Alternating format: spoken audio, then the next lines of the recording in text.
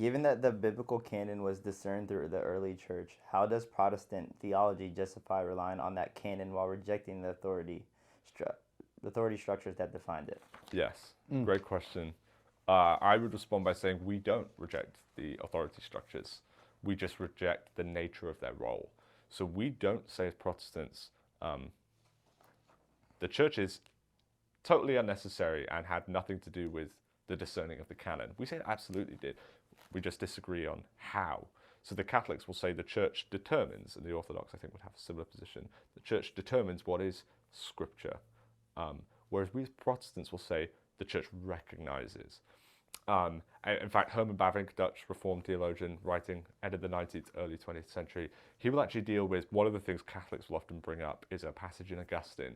Augustine's writing against Faustus, but he says, I would not have believed in the authority of the scriptures if the Catholic Church didn't tell me to do so.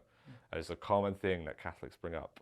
And Bavinck just does a really good treatment of it, where he'll say, actually, if we actually get at what Augustine means, he's right.